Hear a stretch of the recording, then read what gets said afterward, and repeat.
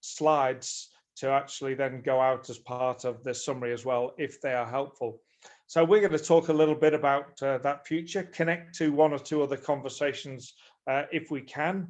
And then I'll provide a little bit of information. I suppose it's one of the reasons why I've been asked to do that, of some of the things we're trying to do at Newcomb Secondary College.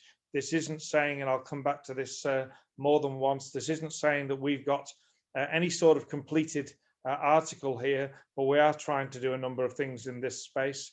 And then we're actually going to have a breakout where we'll focus on what other things, challenges, opportunities, questions you might have, or other examples that you know of out in the world of education that should be brought to bear, rather than just relying on the example of Newcomb Secondary College. And then probably in the last 15 minutes, we'll come back together again and we'll share those thoughts and ideas, and what commitments can we make moving forward to help this process and help us to connect to other conversations over the course of the week. Those are the attendees as I thought. I'll show the screen again a little bit later, but if you can see your name, right, then Bernadette is going to allocate you to one of the breakout rooms. And I know you've got that information there, Bernadette, so hopefully that will be clear. So you'll be joining a breakout room, and hopefully that almost forces everybody to have a conversation, to take part, because it's easy in these sort of virtual sessions to actually sit back and just let it wash over you a little bit. And I think that that would be a mistake. So,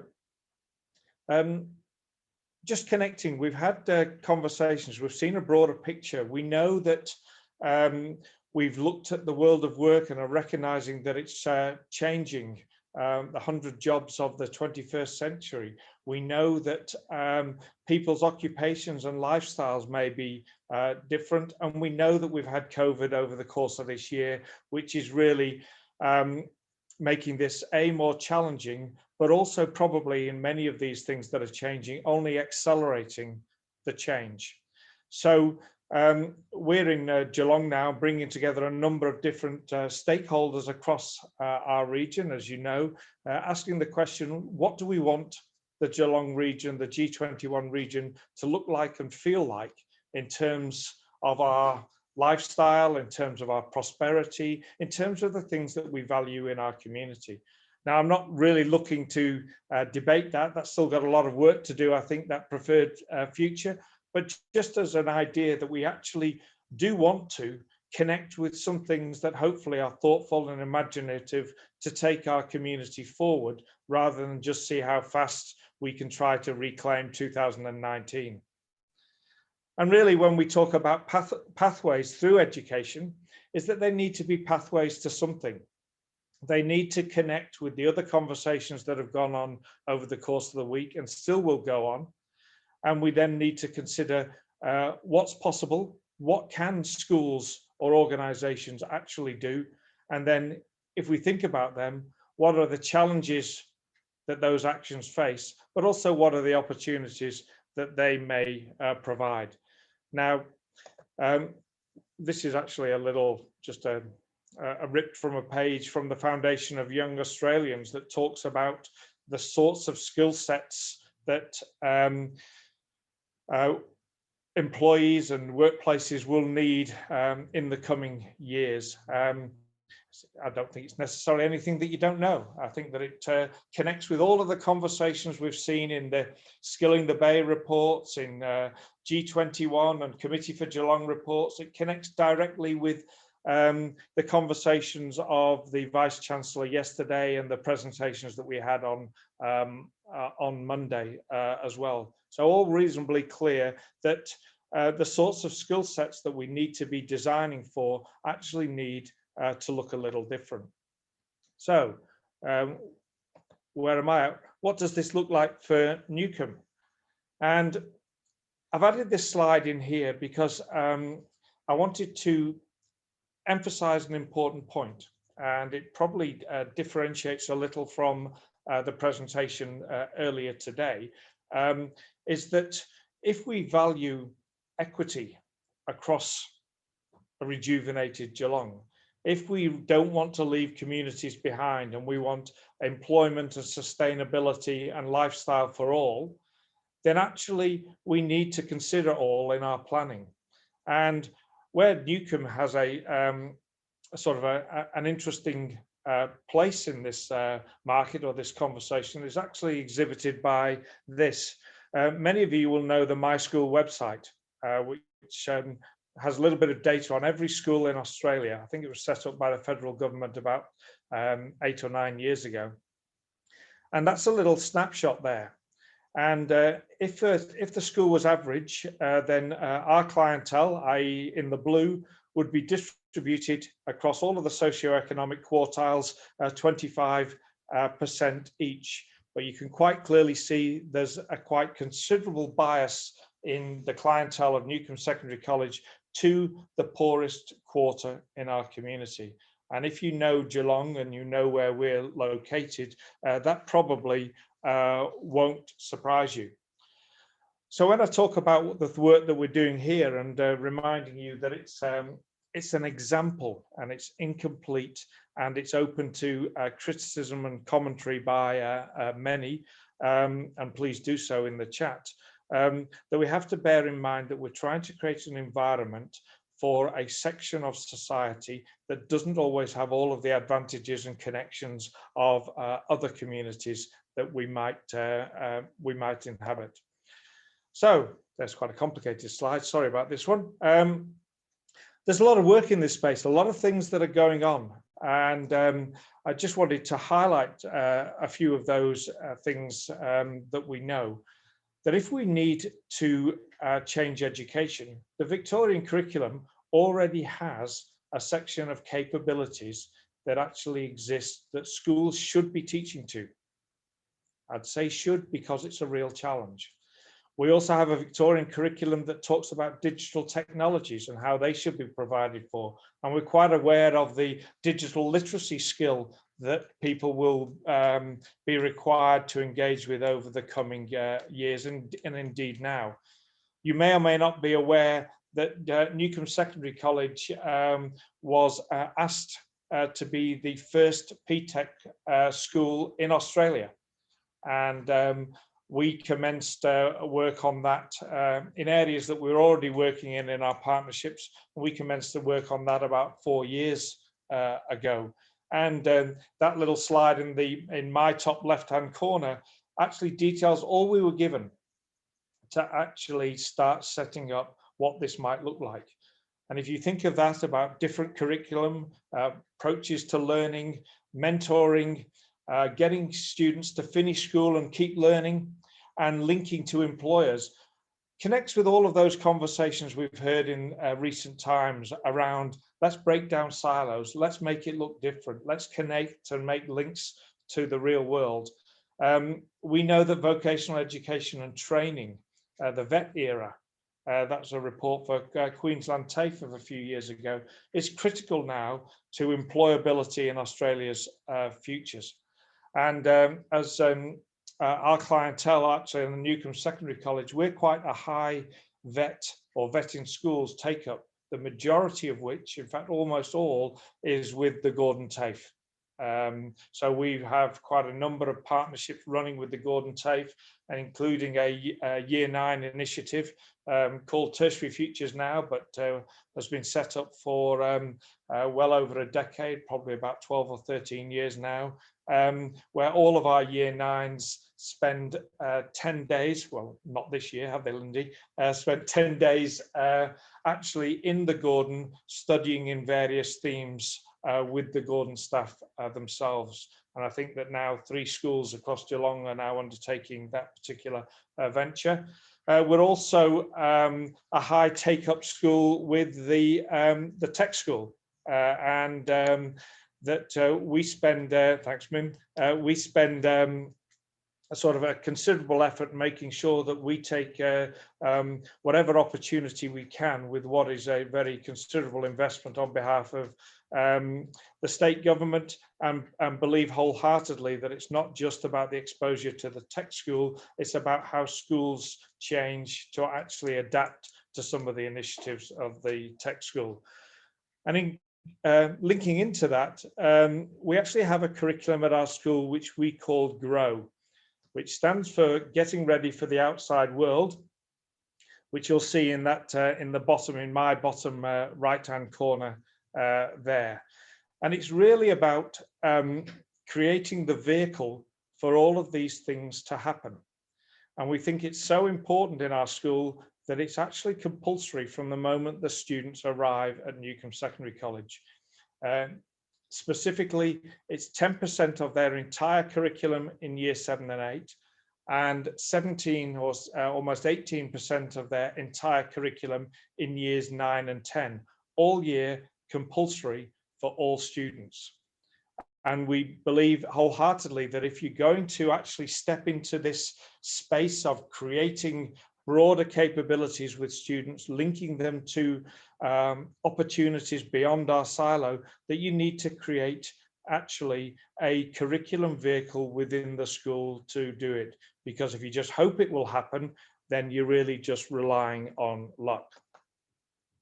And this is eventually, and this is absolutely a work in progress, this is what we want our students to be able to do and say and know over the course of their time at Newcomb Secondary College. We don't have a secure name for this diagram at the moment, because when it was first invented, we called it Bubble Gang, and now we think that that's probably not appropriate. So we want to create a new name for it. But what we're really trying to do is combine a range of the broader STEM skills, the Victorian curriculum capabilities into what we're doing across all of our subject areas. And the idea is that students will be integrated with these sorts of capacities across all of their learning, but we will assess the Victorian curriculum capabilities more specifically in 1 or 2 subjects each, so that we don't make every teacher assess everything all the time. We're just trying to manage the workload in the school. But this diagram here represents what we're actually trying to aim for with all of the students at the school. And when we come back to the GROW curriculum, really what we're talking about is integrating capabilities and also building the students'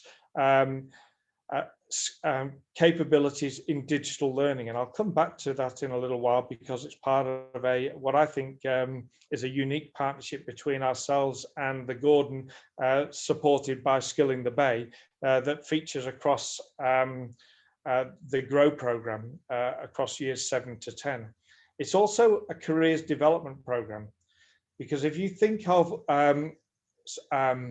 middle-class families and middle-class kids, what they have is they have networks and connections and role models to help talk about tertiary and university life, or employability, or connections to get other work like part-time work. Many of our students don't. So we start and design our careers development program from year 7. And we link into different programs, as I've indicated at the Gordon. We provide them with active support for their vocational studies, and we also build other curricula around it, such as respectful relationships for good citizenship, and also important considerations such as financial literacy and innovation. That's a broad 7 to 10 curriculum, compulsory for everybody, in terms of building student capacity, because we believe that if we don't teach it explicitly, there's a fair chance it won't happen.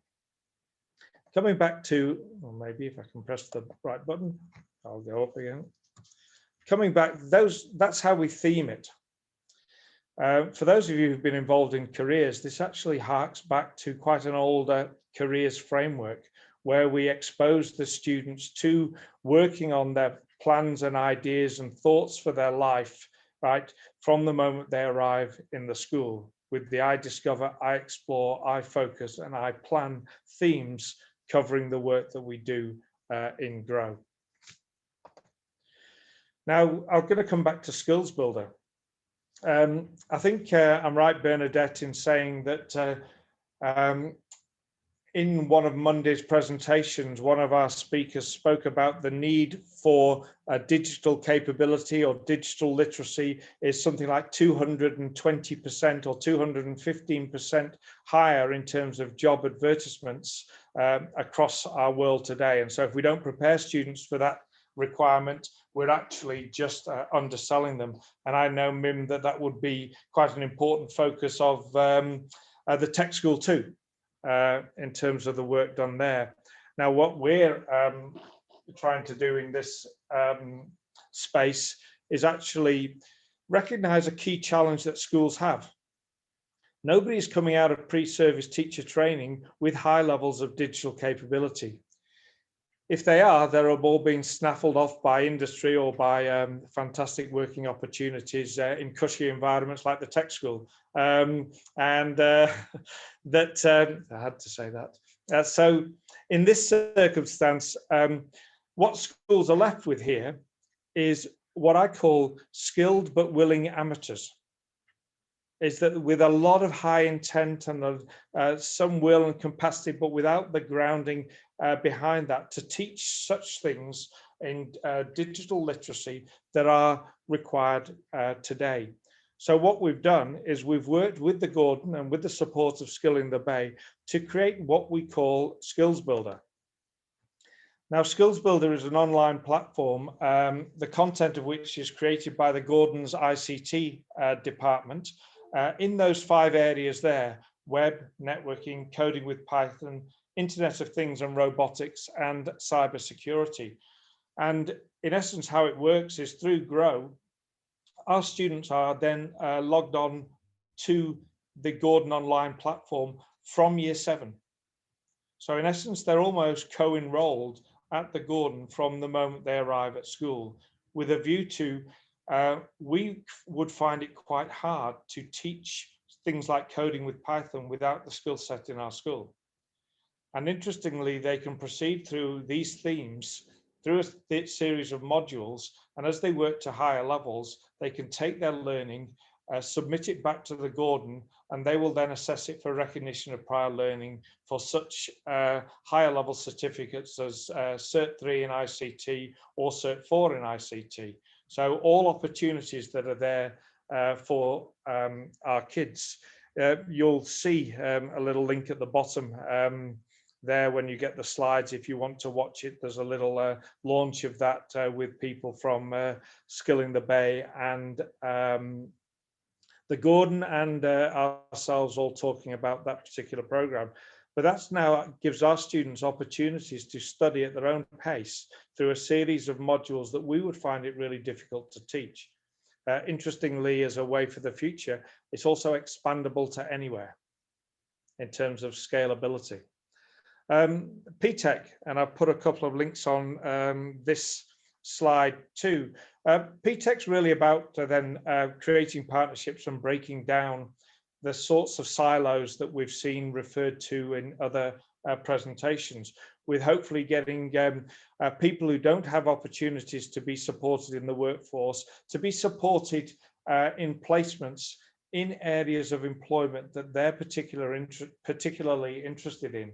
So for an example, a student who's interested in health science might undertake laboratory skills at the Gordon TAFE as a Vet in School Certificate 3, while at the same time working in a laboratory in one of our local industries. And we've had, for instance, kids working in the laboratory at Bowen Health, kids working in the laboratory at Australian Laboratory Services, kids working at Bendigo Bank and Royal Geelong Yacht Club, and a number of other different organisations over the course of this journey, which exposes them not just to work experience, but to mentoring and support in an industry that they've actually expressed interest in by being interested in a particular vocational course in that area. Now, I've put a couple of links there. One is to an interview and of a number of stakeholders that was done a couple of years ago for Geelong Business News. And also, if you're feeling nostalgic for President Obama at the moment, I know I am, there's actually part of his State of the Union address in 2013 specifically talked about Ptech in Brooklyn and the sort of opportunities that it's trying to create and the rationale behind it. Because if we think about it, and I'm particularly referencing Newcomb here, this is a study from the Brotherhood of St. Lawrence. And I was hoping for widespread applause because I actually added the red arrow there to that. Thank you.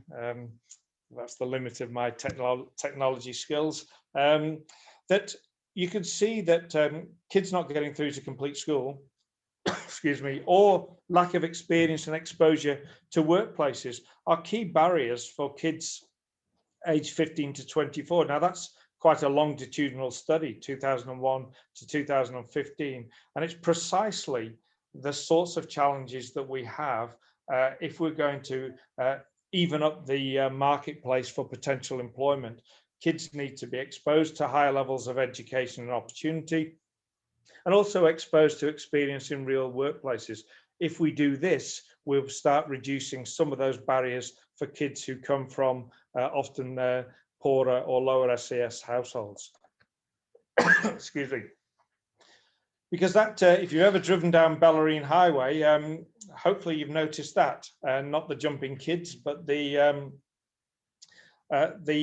platform there, because this is our little sort of phrase or a byline about Newcomb Secondary College, is that we want positive futures for our kids, and we know what that looks like in terms of a preferred future for young people in Geelong.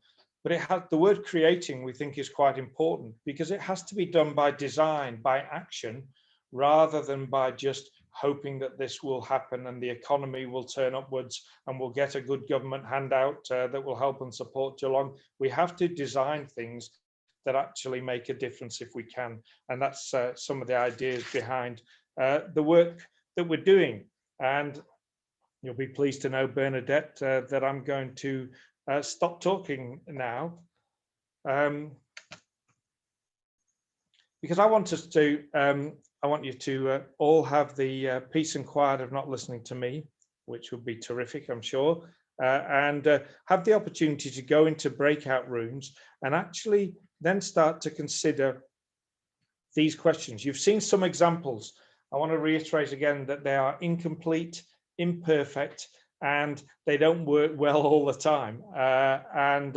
We've got many, many years we've been involved in this, and many more years to go to keep refining the work that we're trying to do. But what I'm really trying to gather are there other examples or questions or statements that you'd want to make, things that you want to ask about it? What are the barriers to doing these sorts of things in different places? What are the silo sort of impacts that means that for some places it's just too hard? But what are the opportunities within Geelong for us to actually look at some of this and do it differently? Are there things that we should change in our practice, or are we desperately trying to get back to make schooling look like 2019 and previous years before that, where we're pushing towards an ATAR and we're sitting in classrooms all pretending we're not bored? So that's really the idea of that. I know that we've got a couple of people who are going to help and support that conversation. And Bernadette, I've now got just approaching 4 o'clock, if that's correct. I think that we should try to do a very intense 15 minutes and then come back and then ask as a start point for there to be a spokesperson from each subgroup to actually then come back and start a question where we'll take the slides away and we'll go to where we can all see each other again. So with that in mind, I might actually stop sharing and Bernadette, ask you to sort of tell us how we go to our rooms. I will. Thank you very much, Phil. So we're going to have a couple of small groups. Lindy, we were dumping you in it at the start, but I'll actually join your group as well. Where's Lindy gone? You haven't run away on us. Excuse me. Once that people have gone into their breakout rooms, I'll come and join you if that's okay. You can try and kick me out. Steph will do. Steph Price will do room 1 as terms of at least kicking off the facilitation, and we'll just have the 2 rooms with 4 or 5 of us in each room. And Phil's going to sit in a room on his own because he was thinking he didn't want to do all the talking in the room that he was going to be in. So so he'll be there, and 15 minutes. We'll get a minute's warning. To finish up at the end. It'll come across the top of the screen. So we'll open now and we'll see you in the breakout rooms.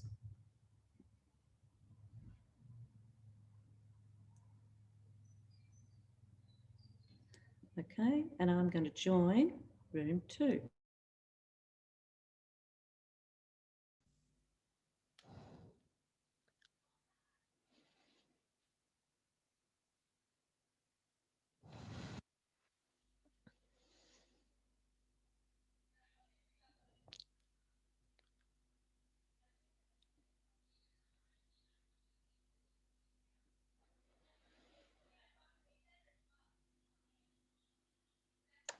Hi, Jen. Oh, hello.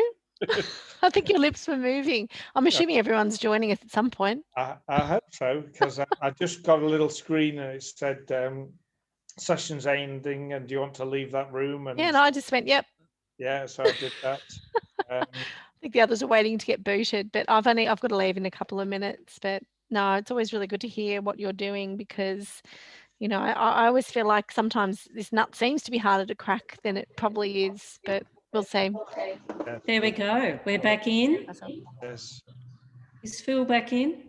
I hope so. Phil's going for a beer. Okay. Sorry, everyone. I was trying to get us back with that 1 minute warning, but I don't know that I'm not sure whether others got the 1 minute warning, but anyway. No, that's good. Thanks, Bernadette. I'd be keen now. I think I spoke for more than long enough to hear from the 2 groups in terms of ideas, thoughts, challenges, barriers, opportunities, other examples. So I don't know who would be the spokesperson for Group 1. And Steph, I think you're Group 1. So we're Group 1.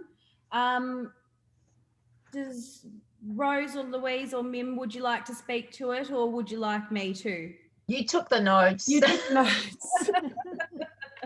All right, Mim.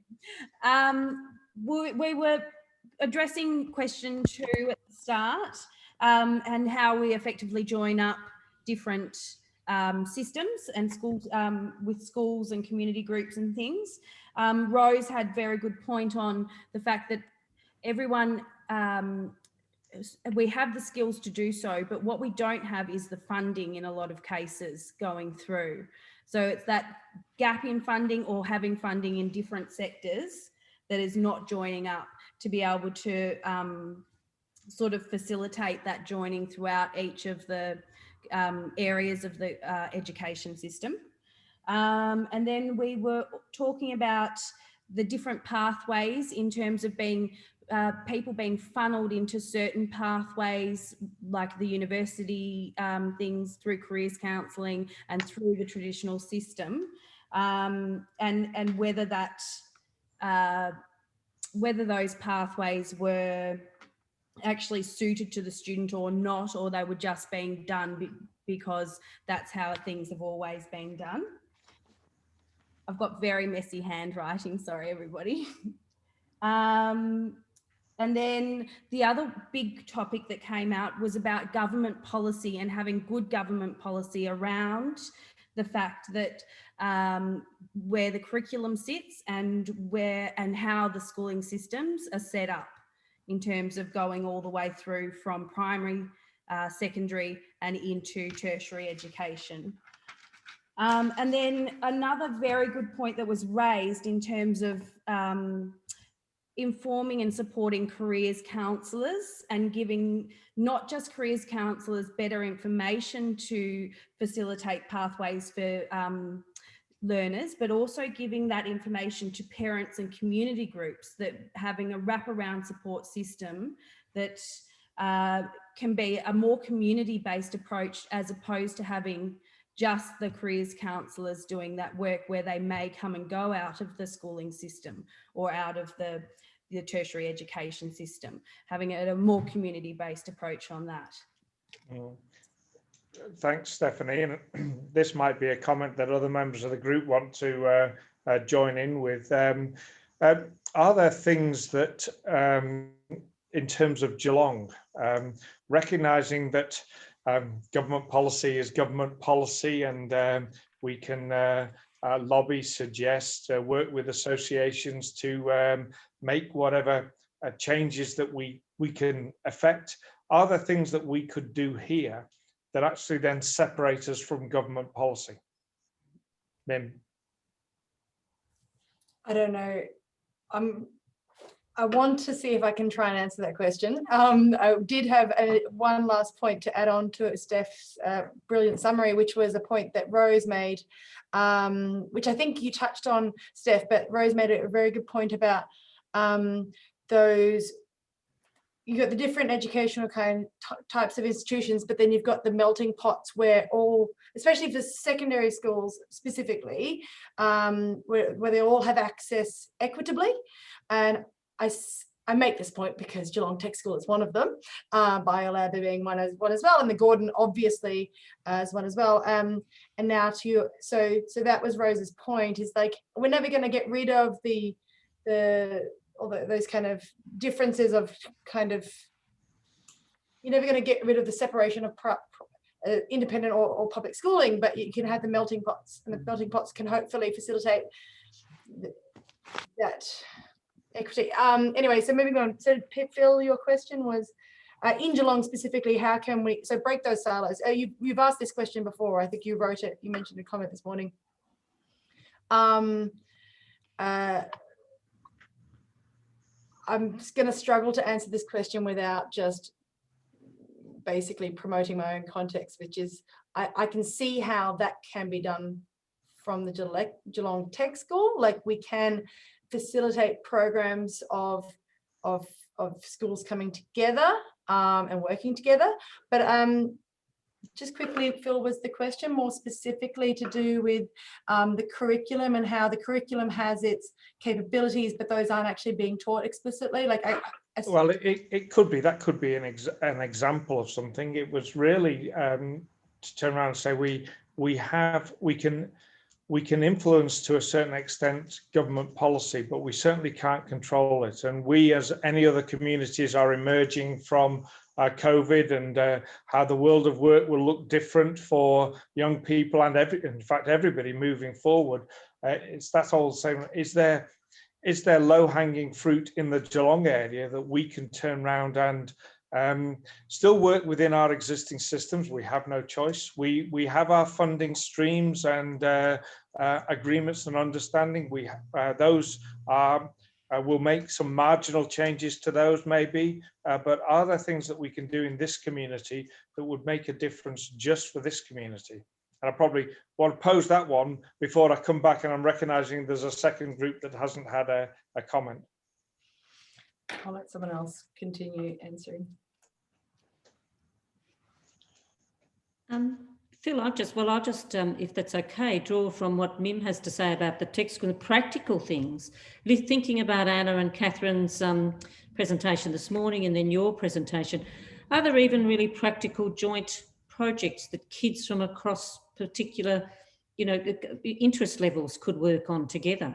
I mean, that would require, all the logistics that have to go around that. But as we work more and more in the community, is there the possibility of joint projects that are cross school generational ones? Yeah. I mean, my take on that is that there's enough.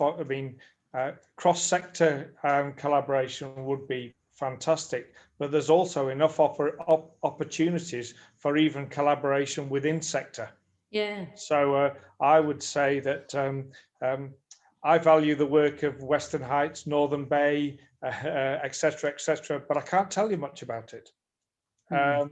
And that perhaps that's to my own deficit. I can't describe the work that they're doing, but perhaps I should be able to.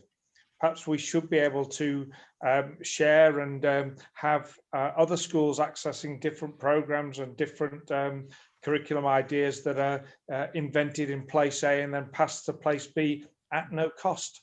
And that could be, if cross-sector is not quite as low-hanging as we might think, then maybe within sector at least means we're making a start. And I would go that all of that stuff that I talked about, there's a lot of stuff that we're involved in, fundamentally came from making partnerships. Our resource streams are exactly the same as every other secondary school in Victoria. There's no different. We have a we'll all know these, may know these words, SFO, SFOE, we have enrollments and we get a funding stream, and we don't get anything for STEM or Ptech or for other things. We built partnerships with the Gordon and Skilling the Bay to enact some things, but they just happened. I suppose I should hold on that. So, the idea of sharing is, all you need is will, as far as I'm concerned, and be prepared to say, that looks like a good idea, can I steal it?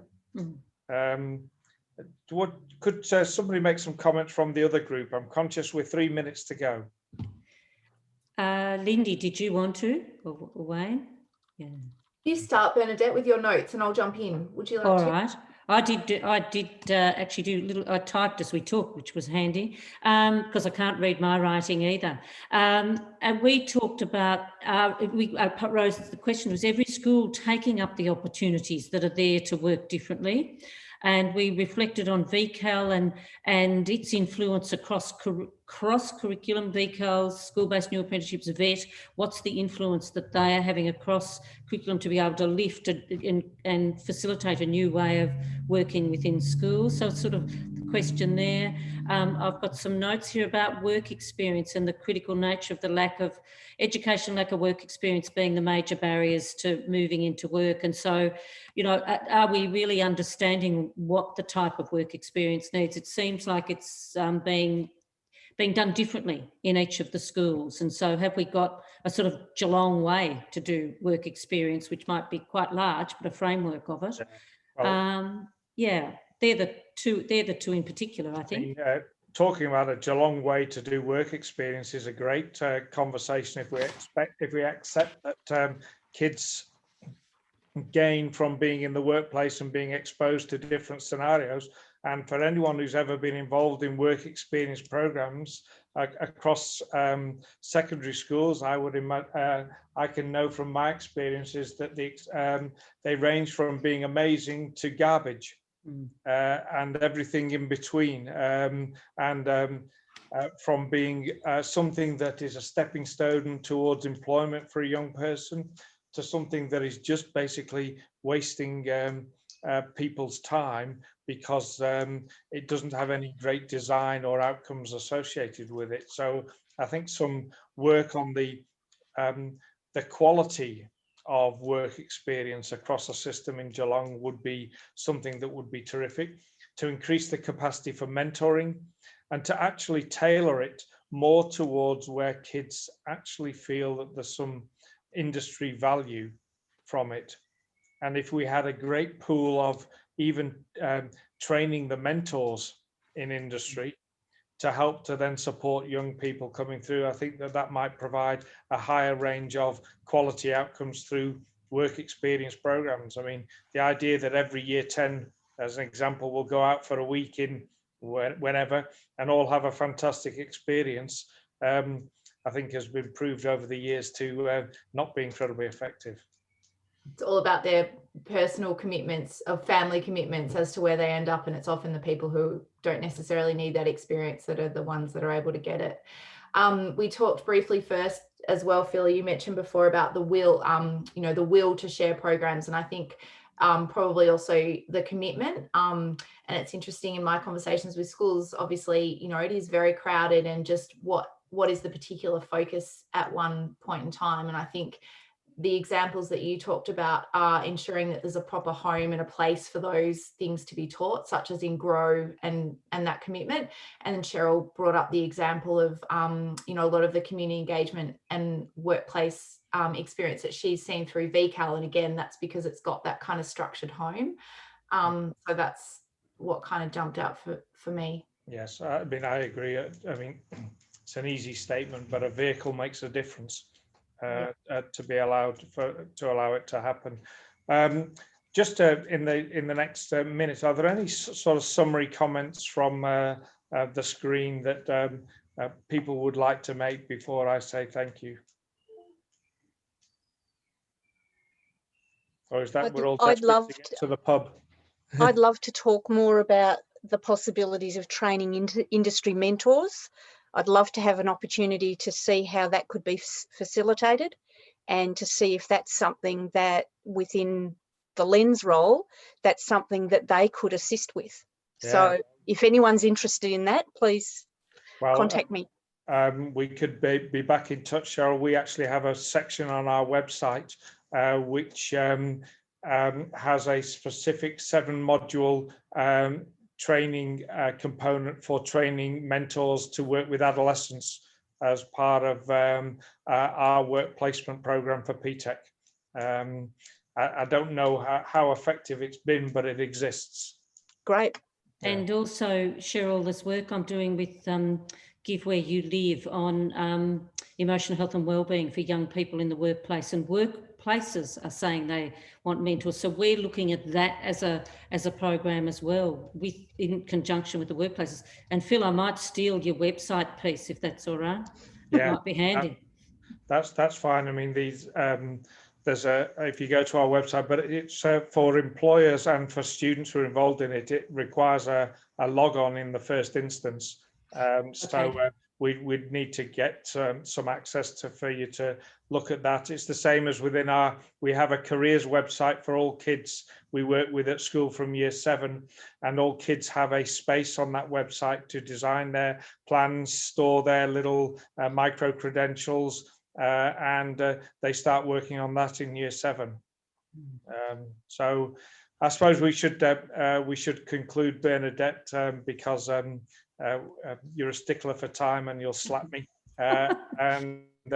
So I'd just like to thank everyone for your time and the opportunity to say a few things. And I hope that across Geelong we can continue conversations that will lead us to actually grab some of the opportunities that are in front of us, because all across the system there are excellent ideas and excellent potential if we just reach out to each other. So thank you for your time, and I wish you good evening. Thank you. Thank you very much, Phil. And thank you, everyone. It was fabulous. Thank you. Can I just add, Cheryl, I'd be really happy to continue that conversation as well. So perhaps Bernadette, you could share some emails and we can have a touch base about the mentor. Yeah, beautiful. Okay. That's great. Thank you. Everyone. Thanks, Phil. Thanks, Phil. Thanks, Phil. Thanks, Bernadette.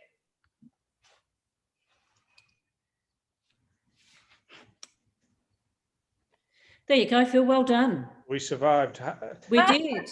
And the breakout. Did you mind sitting in your own for 15 minutes? Oh, because it was funny because between this lunchtime's presentation and now I've been in another Zoom meeting about pre-service teachers, and people were popping in and out with other things all the time, and we've so that breakout room, I was able to have a quick meeting with 2 people, get a reply to another organisation, attach a document to it, and send it all off. So I was fabulous. I was really surprisingly productive. Well, that worked out well then. And you know, I'm still a bit nervous about the breakout rooms. I mean, they work remarkably smoothly, but I'm still just a tad nervous if I got it. It's not automatic for me. And the first time I did it in a big way was a strategic planning piece with the University Council, and bugger me dead, I pressed leave room. I could see my finger pressing the wrong thing as it did it, and I tossed everybody out. But anyway, they were all, you know, you've got to be resilient. They were all back in 30 seconds. And what I liked about it in the other presentations, in the other presentations, there's a large number of people who don't take part. Yeah. And that's okay. But this forces a higher level of participation. And Steph, it sounded like your group was certainly ours was too. Everyone spoke. Everyone was. Start little reluctance, but I just said, here, pointed the name and said, okay, your thoughts on this question. And then we didn't get through many questions. No, yeah. so And that's understandable. I mean, my take on it is all of the people who came signed up for a reason. So we should actually explore what that reason was. Yeah. It was good. I liked it too. That's right. I think you sort of end up, once you're past a level where the quiet will stay quiet. Yes. Yeah. Yeah. All right. Well, thanks, Steph and Bernadette, for your assistance, and thank Holly as well for her help at the start, because I don't think I'd have been able to do it without those regular touching base over the last fortnight or so, Bernadette. And no, you're fabulous, Phil. Thank you very much. Yeah, thank you. It's great. It's been a good week, hasn't it? In terms of and it was nice to see the little bit of the New York one on there too. Absolutely. Phil, I had done a whole heap of research with the New York Ptech, so I was very funny to see the little Obama thing in there. I was reading it as Bernadette had sent it through earlier, and I had a little laugh, like a crazy person to myself in a cafe, like that.